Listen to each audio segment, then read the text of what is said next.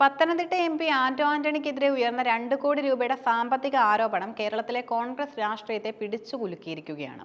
ഒരു തിരഞ്ഞെടുപ്പ് കാലത്തെ സാമ്പത്തിക ഇടപാട് എന്നതിലുപരി വരാനിരിക്കുന്ന കെ.പി.സി.സി അധ്യക്ഷ തിരഞ്ഞെടുപ്പിനെ ലക്ഷ്യം വെച്ചുള്ള ഗൂഢമായ രാഷ്ട്രീയ നീക്കമായാണ് ഈ വിവാദം വിലയിരുത്തപ്പെടുന്നത്. നെടുമ്പറമ്പിൽ ഫിനാൻസ് ഉടമ കേരളത്തിലെ കോൺഗ്രസ് ഗ്രൂപ്പ് രാഷ്ട്രീയത്തിന്റെ പുതിയൊരു അധ്യായത്തിനാണ് പത്തനംതിട്ട സാക്ഷ്യം വഹിക്കുന്നത്. പത്തനംതിട്ടയിൽ നിന്നും തുടർച്ചയായി പാർലമെന്റിലെത്തുന്ന ആന്റോ ആന്റണി കേരളത്തിലെ കോൺഗ്രസിന്റെ അമരക്കാരനാകാൻ ആഗ്രഹിച്ചിരുന്ന ഘട്ടത്തിലാണ് ഈ ആരോപണം പുറത്തുവരുന്നതെന്നതും ശ്രദ്ധേയമാണ്.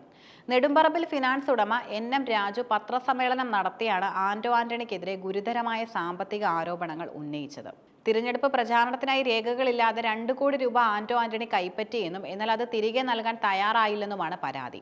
എന്നാൽ ഈ ആരോപണത്തിന് പിന്നിൽ കോൺഗ്രസിലെ തന്നെ ചില പ്രമുഖ നേതാക്കളാണെന്ന് ആന്റോ ആന്റണി വിഭാഗം വിശ്വസിക്കുന്നു.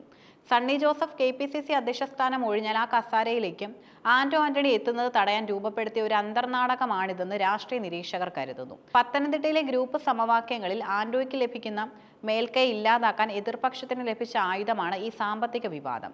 നിലവിലെ കെ.പി.സി.സി അധ്യക്ഷൻ സണ്ണി ജോസഫ് അടുത്ത നിയമസഭാ തിരഞ്ഞെടുപ്പിൽ മത്സരിക്കാൻ താൽപര്യം പ്രകടിപ്പിച്ചിട്ടുണ്ട്. അദ്ദേഹം തിരഞ്ഞെടുപ്പിൽ ജയിച്ച് മന്ത്രിയാകാൻ സാധ്യതയുള്ളതിനാൽ അധ്യക്ഷ സ്ഥാനത്തേക്ക് പുതിയൊരാളെ കണ്ടെത്തേണ്ടി വരും. കെ.പി.സി.സി അധ്യക്ഷ പദവി ലക്ഷ്യമിട്ട് ഷാഫി പറമ്പിൽ, അടൂർ പ്രകാശ് തുടങ്ങിയ കരുത്തരായ നേതാക്കൾ രംഗത്തുണ്ട്.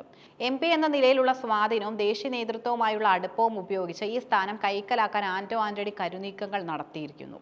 ഈ നീക്കങ്ങളെ പ്രതിരോധിക്കാനാണ് അദ്ദേഹത്തിന്റെ സ്വഭാവഹത്യ ലക്ഷ്യമിട്ടുള്ള ഇത്തരം ആരോപണങ്ങൾ ഉയർത്തിക്കൊണ്ടുവരുന്നത്.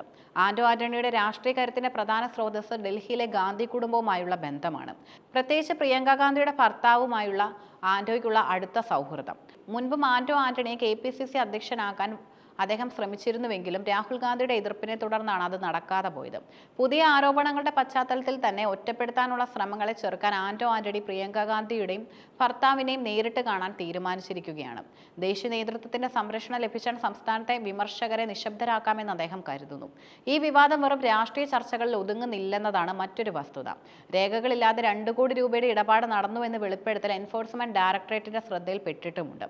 അനധികൃത പണമിടപാടുകളും കള്ളപ്പണം വെളുപ്പിക്കലും ആരോപിക്കപ്പെടുന്ന ഈ വിഷയത്തിൽ ഇ.ഡി. അന്വേഷണം തുടങ്ങിയാൽ അത് കോൺഗ്രസിന് വലിയ തലവേദനയാകും. ശബരിമല സ്വർണ്ണക്കൊള്ളയുമായി ബന്ധപ്പെട്ട ആരോപണങ്ങൾക്കൊപ്പം ഈ സാമ്പത്തിക ഇടപാടും ഉയർത്തിക്കാട്ടി CPM വലിയ പ്രചാരണത്തിന് തയ്യാറെടുക്കുകയാണ്. ഇത് വരാനിരിക്കുന്ന തിരഞ്ഞെടുപ്പുകളിൽ UDF-നെ പ്രതിരോധത്തിലാക്കും. N.M. രാജു മുൻപ് കേരള കോൺഗ്രസ് എം ട്രഷറർ ആയിരുന്നു. അക്കാലത്ത് നൽകിയ പണം പാർട്ടി സംഭാവനയായി കണക്കാക്കാമെന്ന വാദം ആന്റോ ആന്റണി ഉയർത്തുന്നുണ്ടെങ്കിലും വ്യക്തിപരമായ ഇടപാടെന്ന നിലയിലുള്ള വെളിപ്പെടുത്തലുകൾ ഇതിനെ ദുർബലമാക്കുന്നു.